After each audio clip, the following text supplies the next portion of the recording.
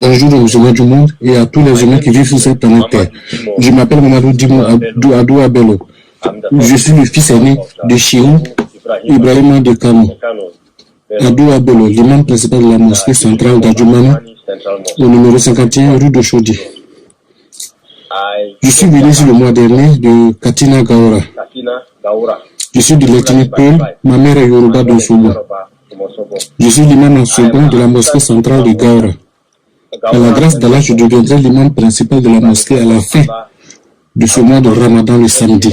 Ceci est mon témoignage suite à ma rencontre avec le Seigneur Jésus-Christ. Now this is my testimony and my encounter I have the Lord Jesus Christ. Je n'ai jamais cru en Jésus-Christ ni aux chrétiens. En fait, je haïssais les chrétiens. Car, depuis mon enfance, on m'avait enseigné que les chrétiens avaient changé la Bible, l'évangile de Jésus-Christ. S'ils l'avaient laissé tel quel, tout le monde serait devenu musulman. Pour cette raison, je hais les chrétiens. Certes, je ne les tue pas, mais je n'ai rien à voir avec eux. J'avais l'habitude d'acheter des Bibles. Je le confesse aujourd'hui devant l'homme de Dieu et je les déchirais. J'en achetais plusieurs uniquement pour les déchirer. Ça me fait mal. Ce problème me tracassait, mais étrangement, le lundi à 3h, environ 3h45 du matin, j'ai eu une rencontre avec Jésus-Christ. C'était le lundi, 23e jour du mois de Ramadan de cette année 2019, qui correspond dans le calendrier occidental au lundi 29 mai 2019, vers 3h45 du matin. On the 25th, about 3:45 a.m., April 2019. Je dirigeais la prière de la mosquée. Mon oncle y était, ainsi que les deux anciens de la mosquée et d'autres fidèles. C'est la mosquée centrale d'Adjoumani au numéro 51 de Chaudy. Mais c'est la plus grande mosquée là-bas, sur la route qui mène au marché, juste en face de l'église méthodiste. C'est juste en face de cette église. Je récitais le premier chapitre de notre Coran qui est l'Al-Fatiha, le chapitre d'ouverture ou la mère du Coran. On l'appelle mère du Coran car il englobe et résume tout le contenu du Coran divisé en 6656 versets. Les musulmans en sont témoins, ils savent de quoi je parle. Quand je suis arrivé au verset 4 de cette sourate, Al-Fatiha, quand j'étais là-bas, dès que j'ai dit, tout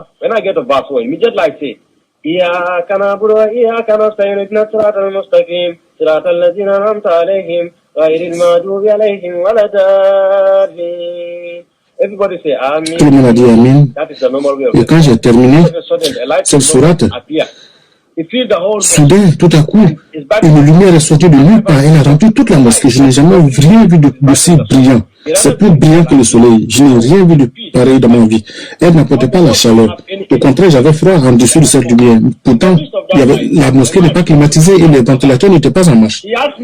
Au milieu de cette lumière, un homme m'a parlé. Il m'a demandé en arabe. Cela signifie, il m'a dit de sortir d'entre eux, de sortir d'entre les musulmans. Je sais pourquoi il me parlait en arabe quand je comprends l'arabe mieux que l'Aoussa ou le peuple. Je peux même enseigner l'arabe à un arabe. Et ceux qui écoutent ma langue arabe savent de quoi je parle. J'aimerais demander qui es-tu? Il dit non, il m'a dit de sortir de l'islam. Il m'a dit de sortir de là, que l'islam n'est pas le bon chemin et qu'il me montrerait le vrai chemin, qui sauve les âmes de la condamnation. Je lui ai dit que c'est plutôt l'islam qui est le droit chemin. J'ai défié la personne en listant la sourate 2 du Coran, Al-Baqarah, qui signifie la vache, verset 257, qui dit que seul l'islam disons que l'islam est la seule religion acceptée au ciel par Allah. Il m'a dit que c'était un mensonge et un blasphème. Il m'a dit que le chemin, la vérité et la vie. Je lui ai répondu que ce n'est pas possible.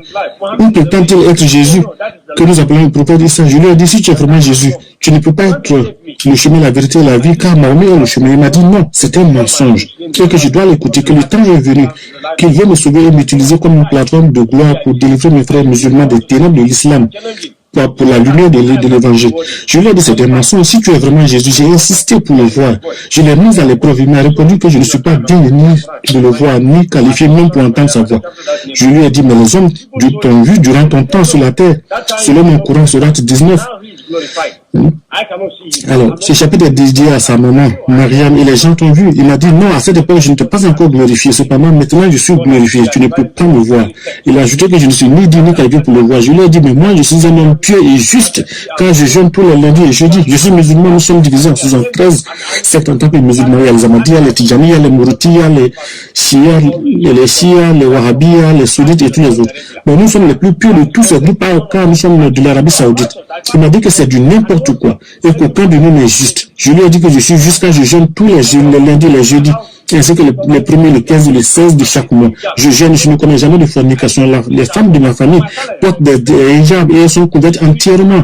Je n'ai jamais forniqué. Je donne une partie de mon salaire, 15 000 naira chaque mois aux veuves et aux orphelins. Je suis injuste. Il m'a dit que cela n'est pas la justice et que je suis tout simplement zélé. Mais pas selon la véritable connaissance. Je lui ai dit, si tu es vraiment Jésus, tu devrais savoir que je suis instruit. Pourquoi j'ai dit ça? C'est que selon mon Coran chapitre 19, qui porte le nom de sa mère, Allah a honoré la mère de ce Jésus en tant que femme vertueuse.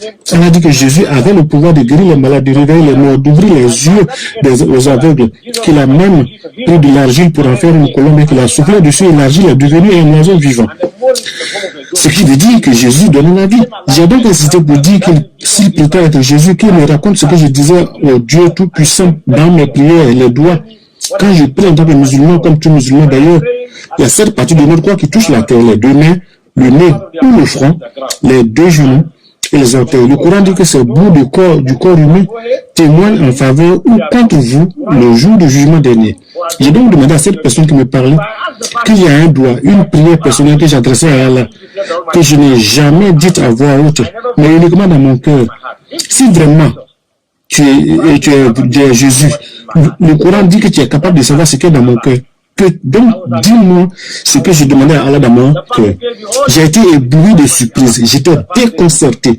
Cette personne m'a raconté tout ce que je disais à Allah ces 10 dernières années. Le même Coran dit que, au chapitre 4, en lisant les femmes, verset 84, que c'est Dieu Tout-Puissant connaît les secrets qui sont dans le cœur d'un homme. Donc Jésus est capable de savoir tout ce qui était dans mon cœur toutes ces années. Je vous en conjure, mes frères musulmans, si je veux être honnête envers vous, devrons-nous obéir ou désobéir à ce Coran? D'autant plus que vous voulez lui obéir à tout prix, même au prix de la mort. C'est bien au Coran, dans le Coran chapitre 4, les femmes, qui dit que seul Allah connaît les secrets qui sont dans le cœur dans le cœur humain. Mais ce Jésus m'a rappelé tout ce que je disais à Allah et que je n'avais jamais dit ouvertement pendant les 39 dernières années. C'est toujours resté dans mon cœur et j'étais capable de me le sortir. Cela a toute qualité réservée à Dieu Tout-Puissant. Je m'excuse, mais je veux croire en Jésus, mais j'avais encore un doute. Je lui ai demandé ce qu'il me voulait. Il m'a dit que si je ne nais de nouveau, je ne peux pas entrer dans le royaume de Dieu. Je lui ai dit ça, c'est insensé. Car je ne suis pas stupide. S'il ne le sait pas, j'ai fait l'université des sciences et technologies Kwame Nkrumah d'Accra au Ghana. Et j'ai dit à la voix que je suis bien instruit que sur le plan, aussi bien sur le plan académique que sur le plan islamique. J'ai passé 15 ans au Qatar à étudier la science d'interprétation du Coran et sa mémorisation. Le Coran comprend 6656 versets. J'ai tout mémorisé de Nasr al-Baqarah. C'est-à-dire du début à la fin du Coran. Les musulmans sauront de quoi je parle. Pour les chrétiens, c'est comme mémoriser la Bible de Genèse à Apocalypse. J'ai tout le Coran dans ma tête. Je n'ai pas besoin d'ouvrir mes livres pour lire, car j'ai tout mémorisé dès l'âge de 15 ans. J'ai dit à la voix que je suis bien instruit, mais elle m'a répondu que je suis tout simplement zélé, mais pas selon la vraie connaissance, et qu'elle veut me conduire à la vraie connaissance qui sauve l'âme de la condamnation. Je lui ai dit, que veux-tu dire par naître de nouveau? La personne m'a dit que je dois chercher à le comprendre en approchant les chrétiens. Je lui ai dit que moi, j'ai beaucoup voyagé et que je n'ai vu un homme qui est déjà né, retourner dans le sein de sa mère, pas même un bébé qui vient de naître tout juste. C'est tout simplement impossible. C'est insensé. Mais cet homme m'a dit non, que ce n'est pas insensé, que je dois l'écouter et chercher à savoir ce que cela signifie. Mon père a plus tard demandé à mon oncle et aux anciens de la mosquée s'ils avaient vu cette lumière. Ils m'ont dit, oui, ils ont vu la lumière, mais ils n'avaient pas entendu la voix que moi j'ai entendue. Donc, selon eux, c'était un démon qui m'avait parlé, un djinn, comme on dit chez nous les musulmans, pour polluer mon esprit. Vous savez que le samedi marquant la fin du Ramadan, je devais être ordonné comme imam principal de notre mosquée centrale de Daoura. Ils m'ont dit d'oublier cette affaire, que c'est une honte, une disgrâce. Je leur ai dit que j'ai entendu ce que j'ai entendu. Nous sommes allés à la mosquée, j'étais invité par la grâce de Jésus dans une autre mosquée. J'ai témoigné, mais maintenant je dis quelque chose qui est fondé sur ma foi. Je suis venu diriger la prière dans une autre mosquée. Et c'est très étrange, mais après la prière, la voix m'a dit à nouveau d'aller tout droit. Cette fois-ci, j'étais à la mosquée à Zous. La voix m'a dit d'aller tout droit. J'ai dit non, que je devais rentrer à la maison. Elle m'a dit non, d'aller tout droit, comme si je montais. Et je ne voyais aucune église. J'ai dit que mais il n'y a pas d'église ici. Elle m'a répondu d'aller encore de l'avant.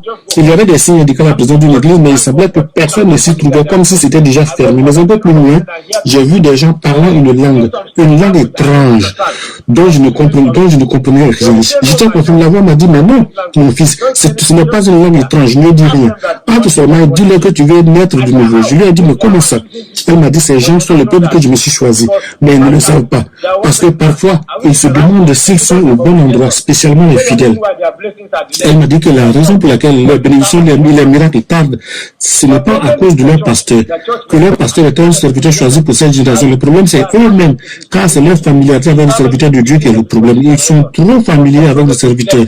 Je devais leur dire qu'ils sont trop habitués au serviteur, qu'il est grand temps pour eux de sortir de cette familiarité, de se focaliser sur ces enseignements et de les mettre en pratique. S'ils le font, il leur accordera les désirs de leur cœur et que leur bénédiction qui tarde, jusqu'ici ne tarderont plus. Il m'a dit d'entrer dans celui. Quand je suis entré, là, je leur ai dit que je ne leur ai pas raconté toute ma rencontre avec Jésus. J'ai seulement dit que je vais mettre de nouveau, car c'est ce qui me préoccupait et pour moi c'était insensé. J'ai rencontré un fidèle serviteur qui a dit de venir me voir sonner au Godson. Il était tellement heureux, il m'a demandé de m'asseoir dans un coin d'attendre le pasteur jusqu'à ce qu'il termine la prière. Je les entendais parler cette langue étrange, langue insensée pour moi, car ce n'est pas une langue de Nigeria, ce n'est pas Yoruba, ni Fulani, ni Hausa, ni Kalaba, ni Igbo. Donc j'étais confus. Je me demandais ce qui n'allait pas chez ces gens-là. Où ne sont-ils pas nigériens? Mais quand le pasteur est venu, il m'a dit qu'il n'y avait plus de temps. Donc, il fallait qu'on prie, car Jésus m'avait déjà sauvé. Il ferait sa part, avait-il dit. Mon Seigneur fera son travail, disait-il. Je sais qu'il t'a sauvé. Il m'a dit que qu'un homme en Arabie Saoudite, atteint du sida, a été guéri par Jésus. Ils ont dit de moi, c'était un chèque. Et nous, les musulmans, nous savons que un chèque, c'est l'ordre le plus élevé, l'ordre final dans le monde islamique. Jésus l'a sauvé. Moi, je ne suis pas encore parvenu à ce niveau. Mais s'il plaît à Dieu, je devais atteindre cette éminente position dans 2 ans, avant que Jésus ne m'apparaisse. Son serviteur a prié pour moi, il ne me connaissait pas. Donc, pourquoi a-t-il dit que Jésus avait déjà fait son travail? J'étais confus. De quoi parlait cet homme? J'ignorais qu'il annonçait ce que Jésus ferait, car Jésus lui avait déjà vendu la mèche. Je suis rentré à la maison, j'étais convaincu, et en même temps j'étais confus. Il m'a dit que Jésus avait déjà terminé le boulot et qu'il ferait encore de plus grandes choses dans ma vie. Je me souviens que dans la prière, il a déclaré que ce Jésus me visiterait et qu'il me remplirait de son esprit. Mais tout cela me semblait insensé. Je disais seulement Amen, Amen, et je suis rentré chez moi. Jésus m'a dit que la prière de son serviteur ne tombe jamais par terre, mais que c'est seulement son peuple qui était trop familier avec son serviteur. C'est pour cette raison que leur bénédiction tardait. Aussi devrait-il apprendre à l'honorer et cesser de s'attarder sur son aspect extérieur. Il allait changer leur destinée si seulement il pouvait le croire. Je suis allé à la maison et mon père était très en colère. Quand j'étais avec le pasteur, il avait essayé de me joindre plusieurs fois et il n'arrivait pas à me joindre. Ou plutôt, je ne décrochais pas. Il voulait m'envoyer le chauffeur pour me chercher, mais je n'ai pas dit ma position exacte. Et Godson m'en est témoin. Je continue de lui dire que je viens. Il m'a dit de tout oublier et de rentrer promptement à la maison. Et après, il m'a dit qu'il ne veut plus entendre parler de ce Jésus dans sa maison. Autrement, il faudrait creuser ma propre tombe. J'ai dit, papa, ça n'ira pas jusque-là. J'ai bien compris ce que tu as dit. Je suis allé dormir aux environs de 1h30 dans ce ramadan. C'est la période du Fujra, c'est-à-dire les 10 derniers jours du mois sacré de Ramadan. Nous le savons tous, selon le hadith du prophète Mahomet, dans Bukhari et Muslim, volume 22, il est mentionné que nous cherchons seulement une nuit, la nuit du défunt, parmi ces 30 ou les 9 jours de Ramadan. Ce n'est pas un jour fixe. Tu ne peux pas attendre donc de jeûner les 10 derniers jours, car Allah ne l'accepterait pas. Tu ne peux pas non plus attendre seulement les 15 derniers jours pour jeûner, car Allah ne l'accepterait pas non plus. Il existe que tu commences dès le premier jour, ce qui signifie que tu dois faire les 29 ou les 30 jours du Ramadan. Mais le jour qu'on cherche est situé dans les 10 derniers jours. Certains musulmans se réveillent à minuit, d'autres à 1h, 2h, 3h, etc. Mais le plus tard, c'est à 3h du matin, ils font les prières. Allah dit que si la prière la nuit du destin est acceptée, cela équivaut à 85 ans d'adoration. On appelle cela Laylatul Qadr, la nuit de la puissance. Donc, j'ai incité pour voir la personne, mais il m'a dit, non, mon fils, tu n'as pas besoin de me revoir, mais je témoignerai de ma gloire devant ta famille. Mais ils vont endurcir leur cœur. Je lui ai dit que je ne comprendrais pas. Il m'a dit, non, ne t'inquiète pas. Donc, j'ai dit à mon père que je ne pouvais pas diriger la prière ce matin car je ne me sentais pas bien. Car lorsque je voulais aller à la prière, cette voix me disait, non, mon fils, mon serviteur t'a déjà conduit jusqu'à moi. Tu ne peux pas servir Dieu, mais tu aimeras l'un et tu détesteras le second. Je lui ai dit que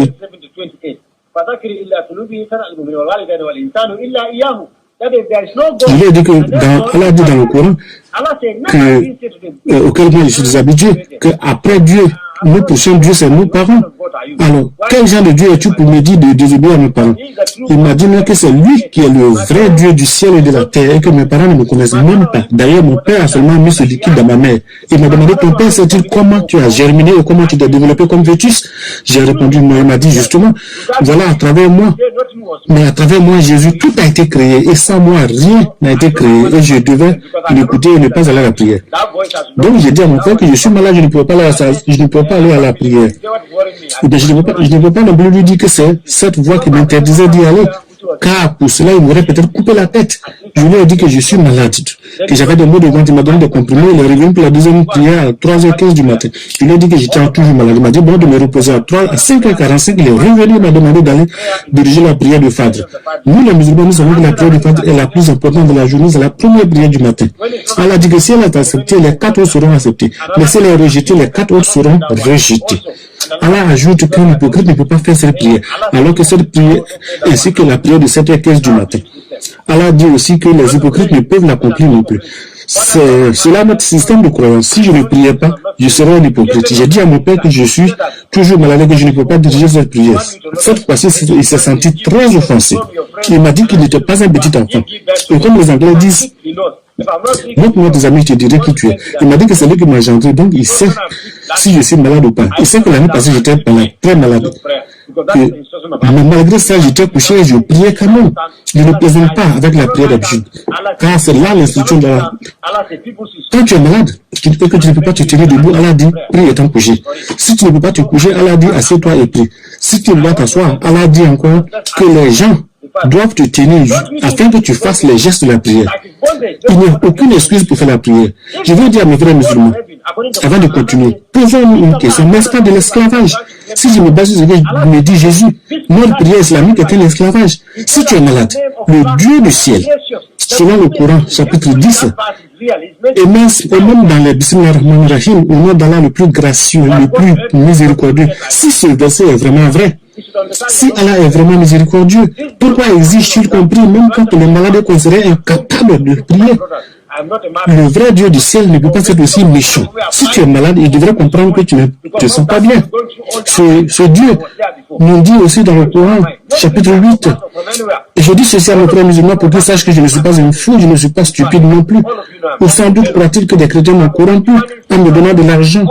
Je sais que cela se passe, que tout cela passe par leur tête. Je le sais quand j'étais avec eux. Ces idées nous passent par la tête. Personne ne m'a offert de l'argent. C'est pourquoi j'ai mentionné le nom de mon père Ibrahim Dimo Bello, l'imam principal de la mosquée centrale d'Adjumani. Certains le connaissent car il est revendeur de voitures et il est aussi président des musulmans sunnites d'Afrique de l'Ouest.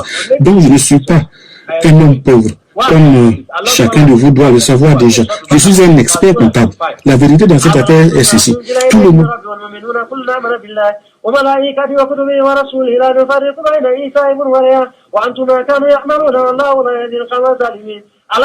Tout le monde sait que mon désir principal c'est d'aller au paradis. Mais je regrette de vous le dire.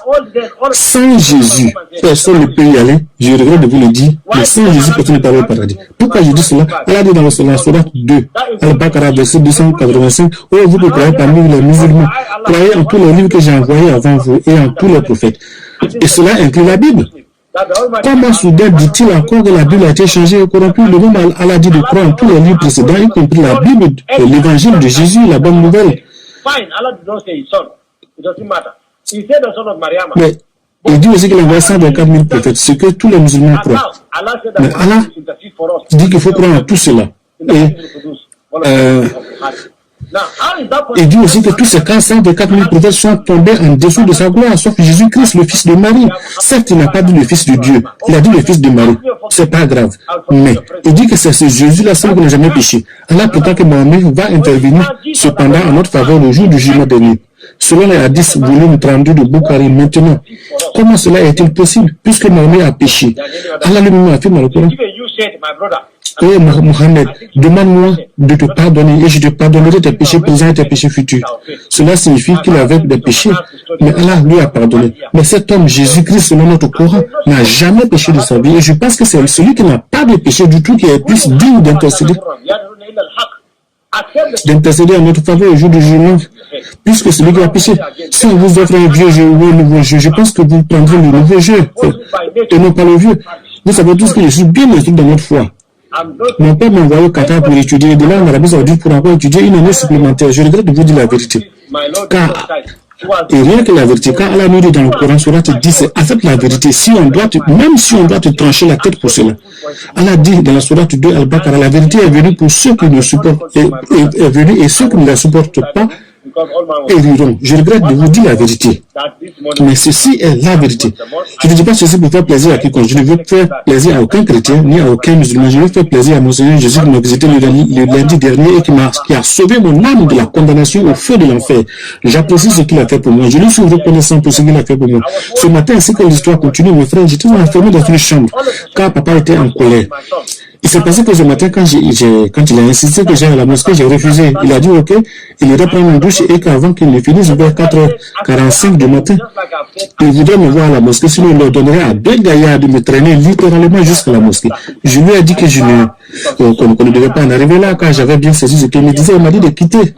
Et il m'a quitté et je m'inquiétais. J'étais très inquiet. Au bout de 30 minutes, tout à coup, cette voix m'a dit, mon fils, lève-toi du lit. Je lui ai dit, mais je ne comprenais pas la voix. Il a insisté, lève-toi du lit. Il m'a demandé de répéter après elle comme s'il avait répété la prière du pécheur après le pasteur l'autre jour. Celui qui avait prié pour moi et m'avait conduit au Seigneur. Elle me disait de répéter après elle. Et je ne comprenais pas. Elle m'a dit qu'il y a la puissance dans la confession. Je lui ai dit que je ne comprenais pas la voix. Elle m'a dit, oui, mon fils, mon serviteur ne voulait pas perdre ton temps car il ne voulait pas offenser ton papa. C'est un homme d'honneur qui respecte les liens de parenté. Mais il devait te dire que selon ma parole, c'est en croyant du cœur et en confessant de la bouche que l'homme parvient à la justice et au salut. Je lui ai dit que je ne comprenais toujours pas. Elle m'a dit, oui, comment? Que comme tu as été sauvé hier quand tu m'as confessé devant nos serviteurs, ce ne sont pas tes œuvres qui t'ont sauvé. J'ai répondu que je ne comprenais pas. Seulement avec des mots qui sortent de ma bouche, je peux être sauvé. Ce n'est pas possible. Les hommes doivent faire de bonnes œuvres. Ils doivent jeûner, prier, faire le monde. Ils doivent fuir la fornication, la tricherie, le vol. Ils doivent faire toutes ces bonnes œuvres avant d'être sauvés pour aller au paradis. Que veux-tu dire par je suis sauvé par ces mots? Elle m'a dit, oui, on n'a pas besoin de bonnes œuvres. Tout ce dont on a besoin, c'est de me confesser comme ton sauveur et ton Seigneur personnel. J'ai saisi les péchés du monde et je les ai cloués à la croix au calvaire. C'est pour cela que les musulmans ont tout faux. C'est en cela que ton peuple a tout faux, car personne ne va au paradis avant d'avoir confessé ce travail accompli par Jésus sur la croix au calvaire. Sinon, il faut oublier le paradis. Peu importe qui vous êtes, que vous soyez un musulman ou un bouddha ou un hindou ou quoi que ce soit d'autre. Voilà la vérité, la dure vérité. J'ai dit que je ne comprenais pas, je ne comprenais rien. Elle m'a dit, oui, tu dois répéter après moi. À tous ceux qui l'ont reçu, il leur a donné le pouvoir de devenir enfant de Dieu. À ceux-là, et qui ont cru en son nom. Je ne comprenais rien. Elle m'a dit non, répète seulement. Et j'ai répété la chose après 2 fois, je me suis arrêté. Elle m'a dit non. Mon fils, ne t'arrête pas, continue de les répéter jusqu'à ce que cela se confonde avec ton esprit. Je lui ai dit, mais comment cela est-il possible? Elle m'a dit, oui, en islam, cela n'est pas possible. Mais dans le royaume chrétien, tout est possible à celui qui croit. Donc j'ai continué de répéter à tous ceux qui l'ont reçu et leur a donné le pouvoir de devenir enfant de Dieu. À ceux-là qui ont cru en son nom. Janosko Sofian de Lebo, Makabarayan de Lebo, Ikotoske Zabranda, Adoske Branda, Makatodoski, Labadabo, Akabadoski Zabranda, Nikotoso, Masata Labahaya, Lebrodo, Alokabroska Zabrandi, Libodoski Zabranda, Lamandoroski Zabranda, Janosko Sofian Talabrade, Ikotobo, Satalabayan de Lebo. C'est comme ça que je parlais en langue. Hein? Quand je suis arrivé à la 3e répétition de ce verset, eh bien, il s'est passé quelque chose d'étrange. C'est comme c'est comme si le ciel, le toit avait disparu de la chambre. J'ai vu une flamme de feu qui descendait du ciel et qui m'a consumé, ce qui m'a projeté par terre. C'était comme un choc électrique. Qui venait du ciel. Une vraie flamme de feu. Je brûlais littéralement. C'était puissant. Et je parlais cette langue étrange que je ne comprenais pas. Et vous n'êtes pas ici pour me voir, mais vous, si celui qui sait que c'est là voir bien que mon boubou est sale. Je ne me contrôlais pas. Ces mots sortaient de ma bouche et je dis seulement merci Seigneur Jésus, merci Seigneur, merci Jésus, merci Jésus. Et donc mon père, tout le monde était paniqué, ma mère pleurait, ma soeur aussi pleurait, mon père souhaitait aller chercher le docteur Joseph de Yaba pour venir m'examiner parce qu'il pensait que j'étais devenu fou. Et quand le médecin est venu, il était émerveillé, il était étonné. Il a dit, et mon père s'est fâché avec lui, il a dit, mais je t'ai envoyé ici pour que tu examines mon fils et toi, tu es heureux de voir qu'il est devenu fou. Le docteur lui a dit, non, imam, je suis certes heureux, mais pas parce que ton fils est devenu fou, simplement parce que je vous ai porté en prière depuis un bon moment. L'an passé, je t'ai parlé de ce Jésus et je t'ai même offert une Bible et tu me l'as jeté à la figure et tu m'as dit de me mise en garde, ne plus jamais recommencer ça. Donc, depuis ce temps, je continue de prier pour ta famille. Je sais que Jésus seul peut faire ça. Je ris car Jésus l'a déjà fait. Jésus a sauvé.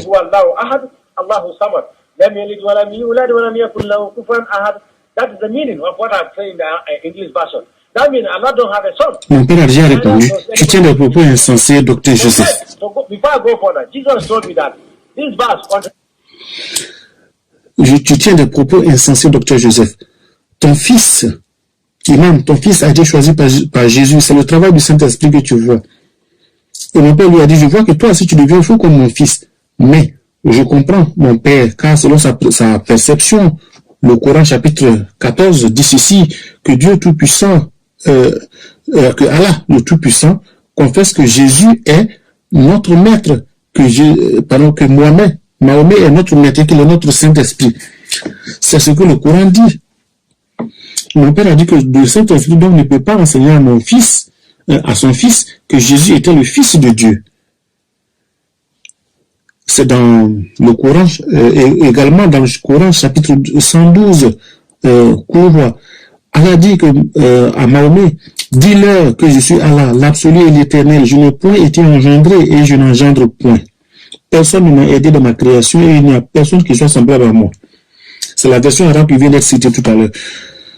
Et donc, avant que je progresse plus loin, Jésus m'a dit que ce verset en lui-même se contredit dans le Coran. J'ai protesté en disant qu'il n'y a aucune contradiction dans le Coran.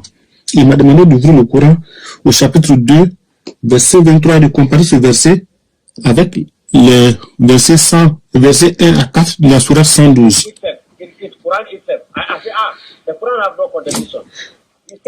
Donc, il m'a dit donc de voir. Donc, je suis allé au verset 23 de la sourate 2, Al-Baqarah, où il est écrit que Allah, et puis je compare ça avec la sourate 112, verset 1 à 4, où il est écrit que Allah n'a pas de mère, ni de père, ni de fils, et que personne ne l'a aidé de sa création. Et si cela est vrai, pourquoi Allah dit dans la sourate 2, Al-Baqarah, la vache, nous avons créé les 7 cieux et les 7 terres, etc.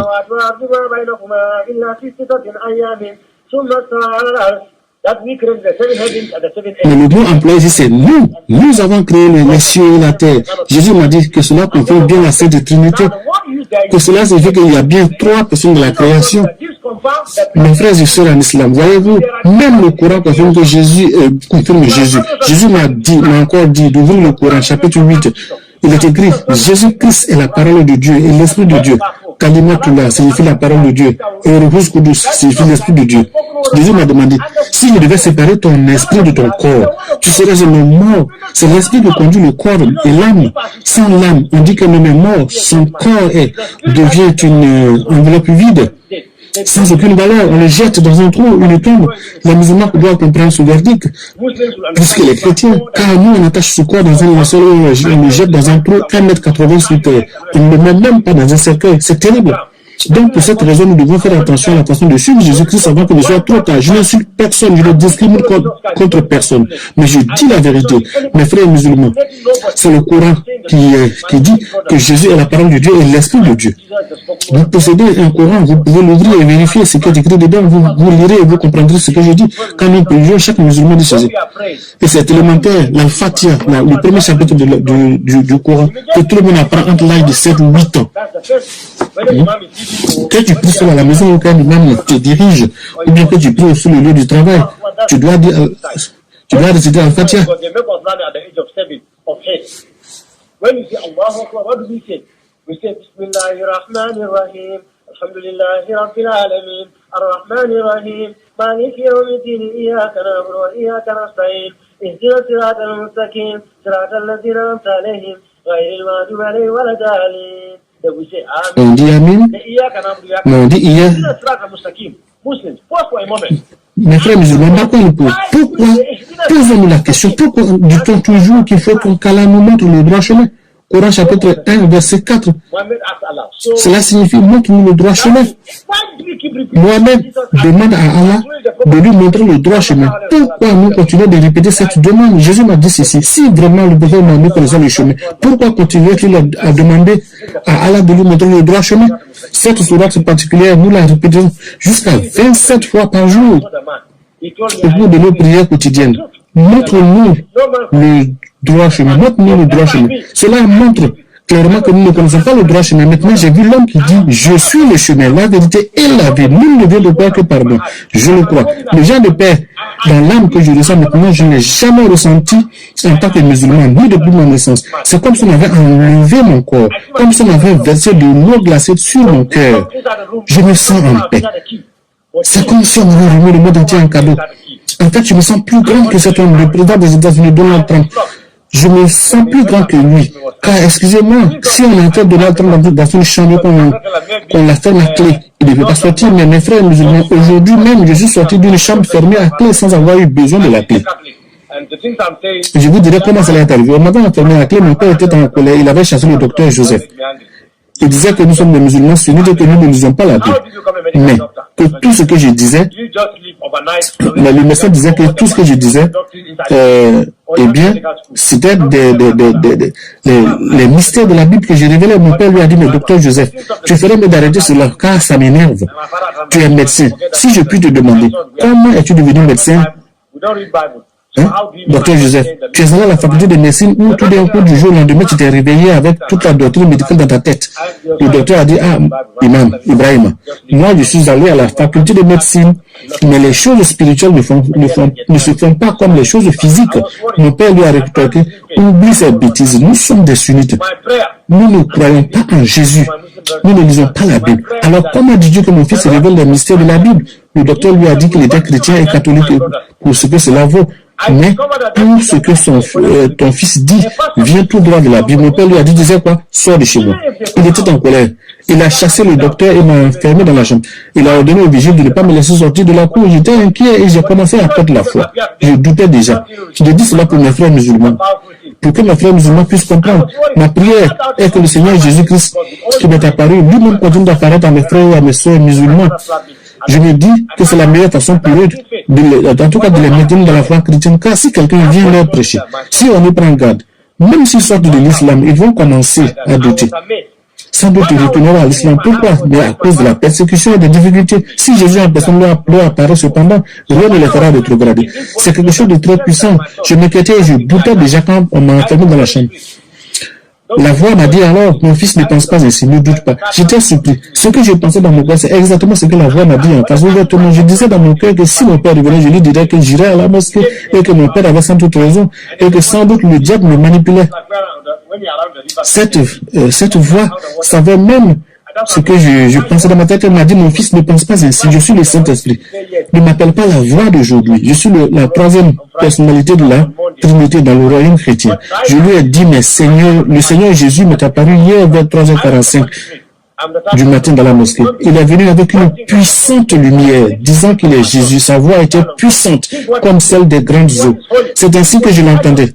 Mais pourquoi toi tu viens avec une voix fluette et si faible? Et pourquoi dis-tu que tu es le Saint-Esprit? Il m'a dit, oui, en effet, Jésus t'est apparu hier dans sa gloire lumineuse, lundi dernier. Mais à présent, il est assis à la droite du Père, intercédant pour les croyants. Moi, je suis le Saint-Esprit. Je suis la troisième personnalité de la Sainte Trinité.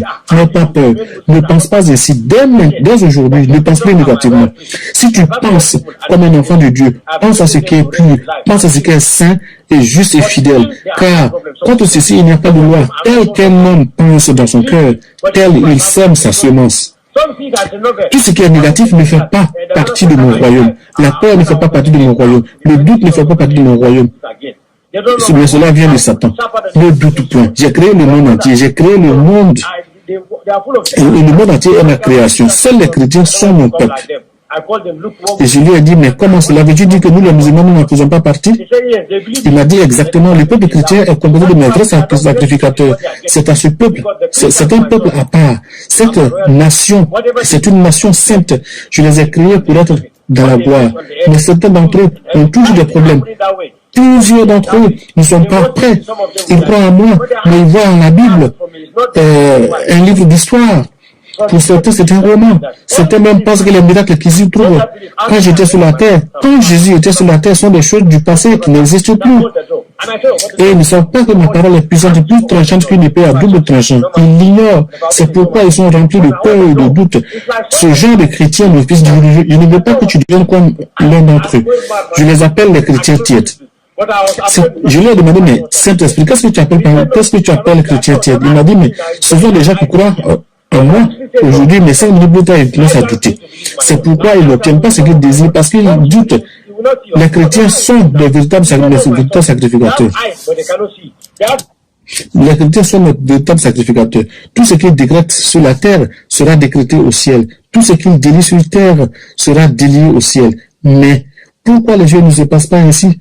Parce qu'ils doutent. Ils m'adorent des lèvres pour certains d'entre eux, mais leur cœur est très éloigné de moi. Le cœur n'y est pas. C'est pour cela qu'ils échouent, mon fils. Dès aujourd'hui, crois seulement et ne doute point. Car ceux qui croient, des rivières d'eau vive couleront de leur sein. Ne doute jamais. Maintenant, tiens la porte. J'ai dit, mais la porte est fermée à clé. Il m'a dit, tiens le poignet, car je détiens les clés de toutes les portes. Quand j'ouvre, personne ne peut fermer, et quand je ferme, personne ne peut ouvrir. Maintenant, tiens le poignet de cette porte. C'est comme si quelqu'un avait mis la clé dans la serrure. La porte s'est ouverte devant moi. Je suis devenu fou, frère musulman. Je ne croyais pas. Et j'avais aussi peur que le vigile au portail me voie. Et le Saint-Esprit m'a dit, il ne pourra pas te voir. J'ai dit, non, le vigile garde là le portail. Il me verra sûrement. Il a des yeux pour voir, il a des oreilles pour entendre. Le Saint-Esprit m'a dit, non, non, mon fils. Il est grand temps pour que tu crois en ma parole. Grand temps que tu honores ma parole. Marche et passe devant lui. Il ne te verra pas. J'ai protesté, oh non, le monsieur va me voir. Il m'a répondu, non, mon fils. Ils ont des yeux, mais ils ne peuvent pas voir. Ils ont des oreilles, mais ils ne peuvent pas entendre. Le Dieu de ce monde les a aveuglés par rapport à la gloire de l'évangile de Jésus-Christ, qui est l'image même de Dieu. Si cette gloire brillait sur eux, ils ne la verraient point. Je suis sorti par le portail sans que personne ne dise, moi je n'en croyais pas mes yeux. The God of this world has blinded their eyes. Let the light of the glorious gospel of Christ, who is the image of God, shine unto them. They cannot see, walk through the door. And I walk through the door. Nobody say a word. I cannot believe this. Then he said, as to charter a taxi. Puis il m'a dit de prendre un taxi pour aller à Guégué, à la rue du Capitole. J'ai dit que je ne connaissais pas le quartier, à Guégué, ni la rue. Il m'a dit de prendre un taxi et d'y aller car le chauffeur connaîtrait l'endroit. Et que de demander après la compagnie à Bibi Yao. Je lui ai dit que je ne comprenais pas. Pourquoi il m'envoie chez des musulmans? Et je sais que plusieurs de mes amis musulmans connaissent cet endroit à Bibi Yao. Vous pouvez vérifier son existence. Le Saint-Esprit m'a dit, oui mon fils, Abibi est vraiment musulman, tu as vraiment raison. Mais le Yahoo porte son nom car il est devenu tellement populaire dans le business du Yahoo. Il est distributeur du Yahoo, il a une compagnie dans le quartier et presque tout le monde le connaît là-bas. Demande à n'importe qui, on te montrera sa compagnie. Quand tu y seras, dis-lui qu'il est mon fils. Son nom est Abibi. Vas-y, mon fils. Dis-lui que les gens lui ont prêché mon évangile depuis un moment, ses voisins, ses amis, ils me rejettent. Il veut que je le guérisse d'abord, avant qu'il ne croie en moi. Il leur dit que si Jésus est réel, qu'il le guérisse d'abord de sa maladie. Va, car il ne sait pas que tu es musulman comme lui. Il te croira. Donne-lui tous les versets du Coran que je t'ai donné. Après cela, demande-lui de me confesser comme son Seigneur, son sauveur personnel. Conduis-le à moi exactement comme le pasteur t'a conduit hier à moi. Dis-lui qu'en faisant cela, il sera guéri. J'ai demandé, c'est une plaisanterie, le Saint-Esprit a dit non, ce n'est pas une plaisanterie. J'ai dit ok, pas de problème. Je me suis rendu, il n'était pas en place. Ses employés l'ont appelé pour leur dire que j'étais là, que j'étais un frère musulman, et il m'a donc demandé d'attendre. Il leur a dit qu'il ne me connaissait pas, mais comme il a entendu parler de sa santé, il était intéressé, il devait venir. Et puis plus tard, il a vu qu'il ne peut pas venir, il a donc envoyé sa femme Adja Khadija, qui est venue me rencontrer. Et elle est venue expliquer ce que j'avais à dire. Elle était abasourdie. Jésus m'a dit que sa parole n'avait pas de barrière, car elle surpasse les villes et les nations. Je ne dois donc pas m'inquiéter de l'absence du mari, mais de demander à la femme de confesser Jésus-Christ comme son Seigneur, son Sauveur personnel. Elle a confessé Jésus comme son Seigneur, son Sauveur personnel. Jésus a demandé qu'elle appelle son mari et que ce dernier aussi confesse Jésus comme son Seigneur, son Sauveur personnel. Ils m'ont demandé de ne pas partir, mais de rester là-bas. Quand le mari a affirmé que dès qu'il a confessé Jésus comme son Seigneur, son Sauveur personnel, il a ressenti une vive douleur dans ses jambes qui étaient enflées. Avant, il avait du mal à marcher. La voiture venait le chercher juste au seuil de sa porte et venait le déposer juste au seuil de sa porte. Il ne pouvait même pas marcher une coupe de sang pour aller rejoindre la voiture. Mais il a dit que 5 minutes après sa confession téléphonique, eh bien, il nous a rappelé pour dire que ses jambes n'étaient plus enflées et que la douleur avait totalement disparu en un instant. Il voulait que j'aille habiter avec lui. Il me logerait, me nourrirait et me blanchirait. Il me donnerait tout ce que je voulais. C'était un milliardaire. Immédiatement, Jésus m'a dit de lui poser la question. Crois-tu que tu peux acheter les dons de Dieu avec ton argent? Je devais lui dire que les dons de Dieu ne peuvent pas s'acheter à prix d'argent, car c'est hors du prix. Il a ajouté que le motif du monsieur n'était pas pur, mais qu'il était surpris de la puissance qui était en moi et qu'il voulait l'utiliser. Je devais lui dire non, car c'est pour la gloire de Dieu, mais ce n'est pas à vendre. La parole de Dieu n'est pas à vendre, mais pour sauver les âmes des ténèbres de l'islam à la lumière de l'évangile. C'est pour cela que j'ai été appelé pour être un consommateur du royaume des chrétiens. Pour que les chrétiens sachent que ce qu'ils possèdent est plus précieux que les diamants. Ce qu'ils détiennent est plus précieux que tout ce qui est dans ce monde. Ils devraient fermer les deux mains dessus et courir avec ce qu'ils possèdent. C'est pour cela que j'ai été appelé. Il m'a dit que son serviteur allait me former. Je lui ai dit que je ne connaissais pas le serviteur. C'est seulement hier que j'avais croisé le pasteur qu'il avait prié pour moi. Mais le Seigneur m'a dit que le temps est venu, son serviteur va diriger, que son serviteur va me diriger car il s'apprête à changer son église. Il s'apprête à ajouter des milliers d'âmes à cette église. Le Seigneur vient ouvrir les portes des finances à son serviteur. Même si son serviteur ne se confie à personne, en ce moment même, il traverse une période de difficultés financières.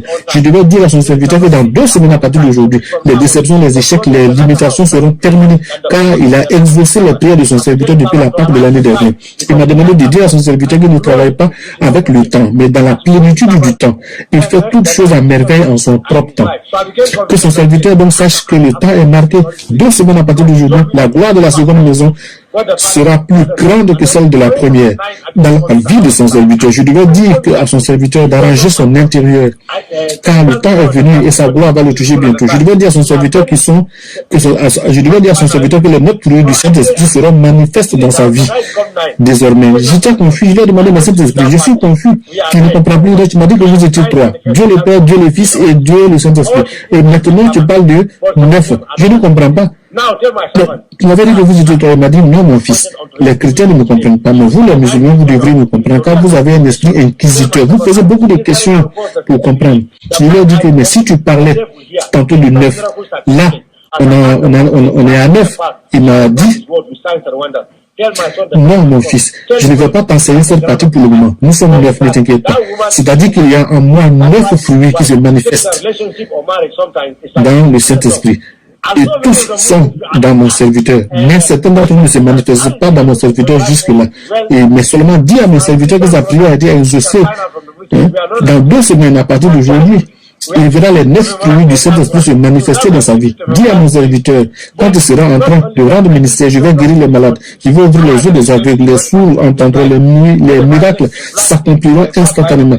Tel que j'ai appuyé la parole de mes apôtres du passé, de même je donnerai du poids à sa parole par des signes et des prodiges. Dis à mon fils que le temps est venu. Dis-lui seulement de préparer le terrain de son cœur. Dis-lui que cette femme est sa femme, cette femme est son épouse. Dis-lui que souvent les relations, comme dans les mariages, c'est comme la langue et les dents. Aux chrétiens qui se demandent comment je peux mémoriser tout cela, je dis, eh bien, vous avez beaucoup à apprendre avec nous les musulmans. Car nous, depuis l'enfance, nous apprenons à mémoriser le Coran entier. Donc, nous sommes habitués à mémoriser des choses. Laissez-moi vous expliquer ce qui m'est arrivé. Comme lorsqu'on prend un feutre noir et qu'on le met dans un habit noir, tel que cela tache le blanc, tel est comme je me sentais. Tout ceci continue de résonner dans mes oreilles. Je comprends que quelque chose d'étrange m'est arrivé. Quand la voix m'a demandé de dire ces choses à son serviteur, il m'a demandé d'ouvrir la bouche. Et là, devant la femme musulmane, j'ai ouvert grandement la bouche. Et comme Dieu m'avait comme le Saint-Esprit m'avait ordonné d'ouvrir grandement la bouche, j'ai ouvert la bouche grandement et j'ai vu une main. C'est pourquoi cette main était comme du diamant, elle brillait comme le diamant et elle était aussi, elle ressemblait à une flamme de feu et elle a touché ma bouche. Et il m'a dit, j'ai mis mes paroles dans ton esprit et mon esprit dans ta bouche. À partir d'aujourd'hui, je t'accorde le pouvoir sur les puissances de l'islam. Mon fils, je ne veux en rien te nuire. Je te donne le pouvoir de déraciner, de planter, de détruire. Tu es le prophète, tu es mon prophète choisi. Je lui ai dit non, je ne peux pas devenir ton prophète. Le Coran dit que Mahomet est le dernier prophète au chapitre 8. Il m'a dit, oublie cela mon fils. Mahomet n'est pas le dernier prophète, c'est un mensonge, je suis le Saint-Esprit. Je continue de choisir des prophètes, des enseignants, des pasteurs, des apôtres, des évangélistes, des prophètes pour le perfectionnement du corps de Christ.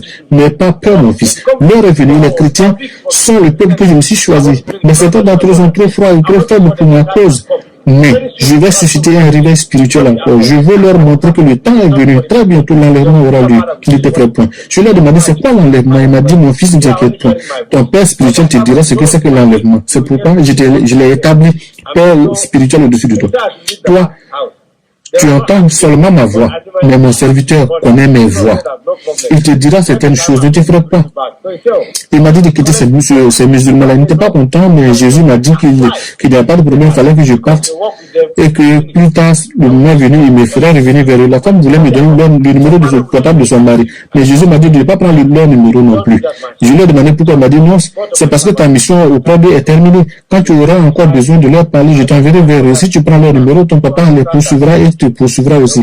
Et il te trouvera. Ne fais pas ça, mon fils. Pas seulement il va rejoindre mon serviteur. Le temps est venu. C'est pourquoi je veux que tous mes frères musulmans comprennent que peu importe à quel point vous êtes pieux, à quel point vous êtes pieux, vous devez savoir que je suis sunnite. Vous savez que vous savez tous ce que sunnite signifie. Peu importe à quel point vous êtes pieux, toute ma famille, les miens, mes parents, mes beaux-parents, tous me connaissent, même ma fiancée, Mariama, si tu m'écoutes. Tu me disais souvent, Mamadou, dis-moi la vérité. Tu te portes bien? Tu es pédé ou ta chose là, est-ce que ça fonctionne? Je te disais toujours que ma chose fonctionne bien, mais que j'attendais seulement le bon moment. Pourquoi? Parce qu'elle a dit dans le Coran chapitre 12, ne t'approche même pas de cette chose. Elle a dit que c'est en effet une chose sale, le pire des péchés. Il dit même que le jour du jugement dernier, les gens qui sont dans le feu de l'enfer, selon le Coran, même les braqueurs sont là-bas, les voleurs sont là-bas, les tueurs sont là-bas, mais que ces gens-là vont supplier Dieu, vont supplier Allah pour qu'on fasse sortir les fornicateurs. Parce que on dit qu'il y a un liquide qui sent très mauvais, qui sort de leur sexe et qui pollue toute l'atmosphère de l'enfer.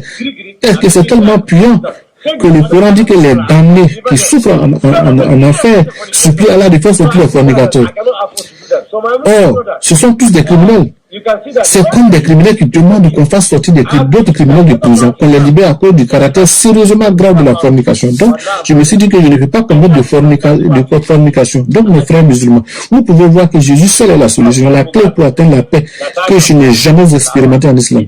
On dit que l'islam est la paix, mais nous, on n'a jamais expérimenté cela, nous n'avons jamais goûté à ça. Nous ne trouvons jamais la paix. Mais maintenant, je suis en paix. Je remercie Jésus. Jésus m'a dit que le temps est venu que nous devons et je veux que mes frères comprennent, mes frères musulmans.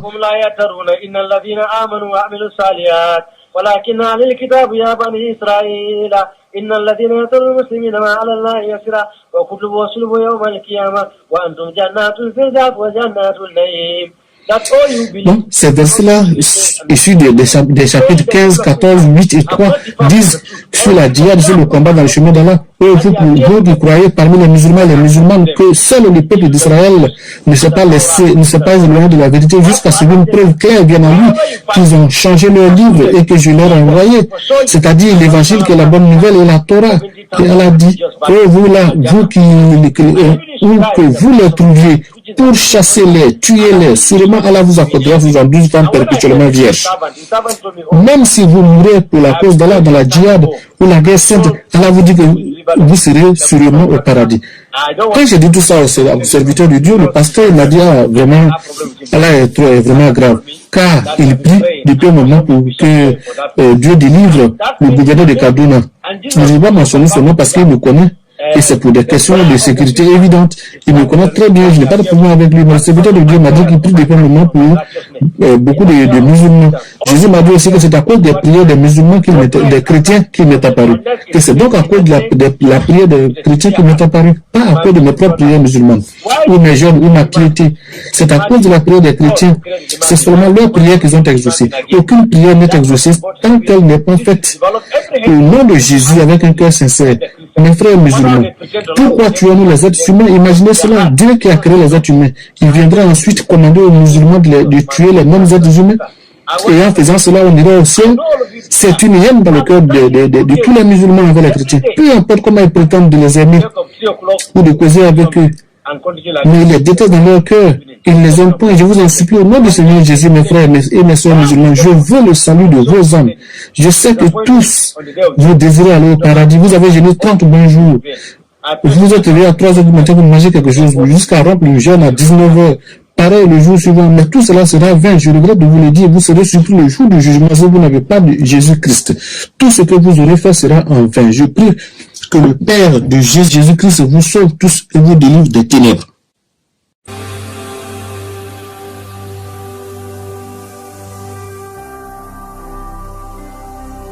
Jésus-Christ TV,